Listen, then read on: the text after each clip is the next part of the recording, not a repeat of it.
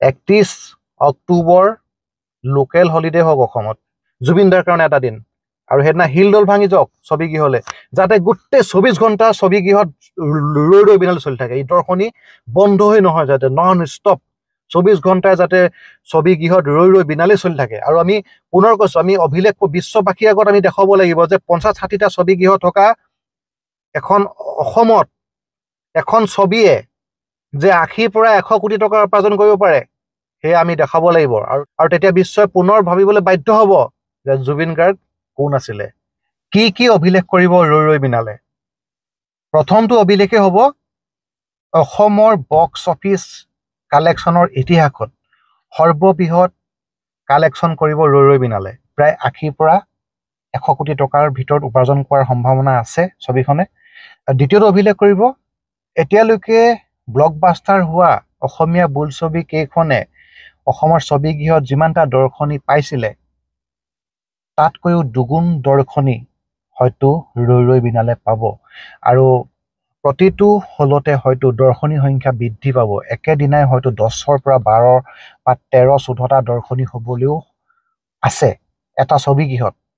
আৰু আটাইতকৈ আচৰিত কথা হ'ল, হয়তো অসমৰ ইতিহাসত এইটো প্ৰথম হ'ব, হয়তো পুৱাৰ পৰা ৰাতি মাজনিশালৈকে ছবিগৃহত দৰ্শনী চলিব।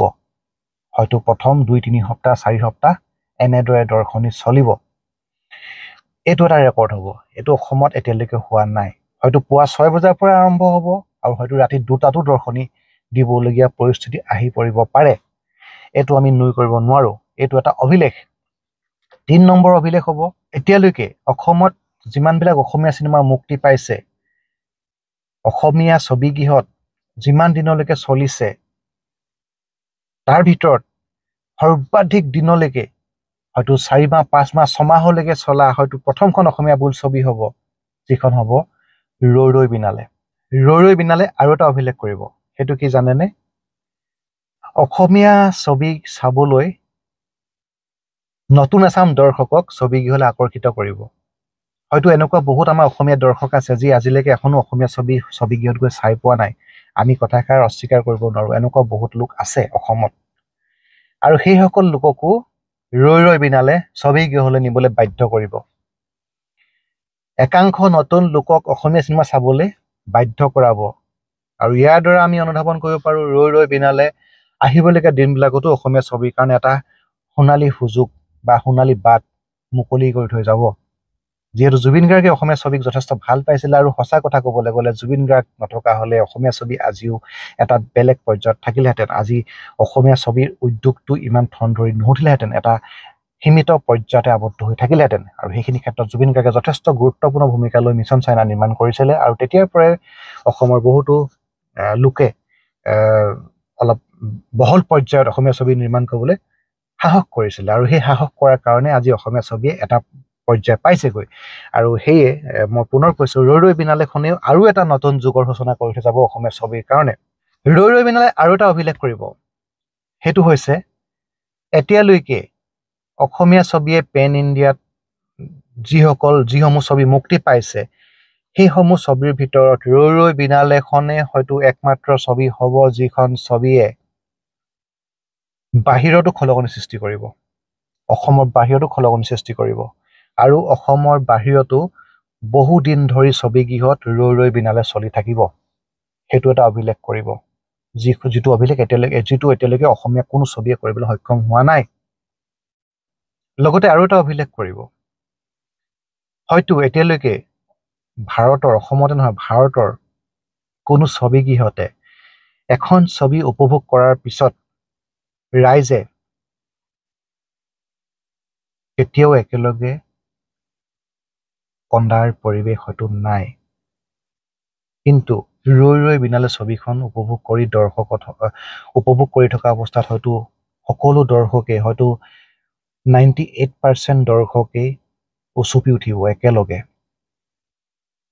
সেইটো এটা অভিলেখে, যিহেতু জুবিনদাৰ গাত সেই বিশেষ কিবা এটা আছিলে, যিটো কাৰণে দৰ্শকে জুবিনদাক স্ক্ৰীণত দেখি নিজৰ কান্দোন হয়তো বন্ধ কৰিব নোৱাৰিব। সেইটো এটা অভিলেখ বুলিয়ে মই ক'ম। আৰু এটা অভিলেখ কৰিব, সেইটো হৈছে অসমত ছবিগৃহৰ সংখ্যা তেনেই কম, প্ৰায় 50ৰ পৰা 60টাৰ ভিতৰত ছবিগৃহ আছে অসমত।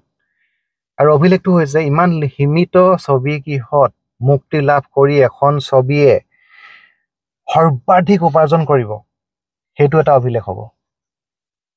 একেবাৰে সীমিত 50-60টা ছবিগৃহত মুক্তি লাভ কৰা ছবি এখনে বক্স অফিচ কালেকশ্যনত 80ৰ পৰা 100 কোটি উপাৰ্জন কৰিব, যিটো হ'ব এক বৃহৎ অভিলেখ। যিহেতু এটা ছবিগৃহত প্ৰায় 10-12টামানকে দৰ্শনী হ'ব, একেবাৰে কম সংখ্যক হয়তো 7-8টা দৰ্শনী হ'ব প্ৰতিদিনে, ভাবি চাওক।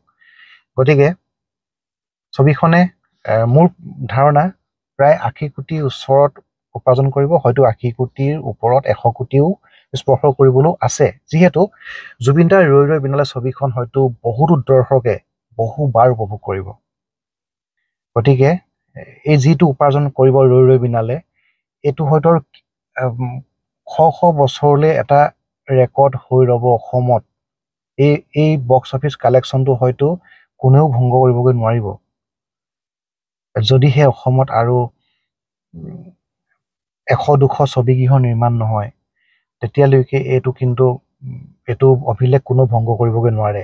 হয়তো এখন ছবিয়ে কিছু কাষ চাপিব এই অভিলেখৰ, কিন্তু এইটো অভিলেখ ভংগ কৰিব নোৱাৰে। আৰু সেইখন হৈছে যিখন ছবি নিৰ্মাণ হ'ব সেয়াও জুবিন দাৰ লগত সংগতি ৰখা ছবিয়ে হ'ব। যদিহে নিৰ্মাণ হয় জুবিন দাৰ বায়'পিক, সেই ছবিখনে ভাল ইনকাম কৰিব, ভাল উপাৰ্জন কৰিব। কিন্তু মই আজিয়ে কৈ থৈছোঁ, এই ৰৈ ৰৈ বিনালে যি উপাৰ্জন কৰি বক্স অফিচত যিটো সংখ্যা নিৰ্ধাৰণ কৰি থৈ যাব কালেকশ্যনৰ, সেই সংখ্যাটো কিন্তু ভংগ কৰিবগৈ নোৱাৰে।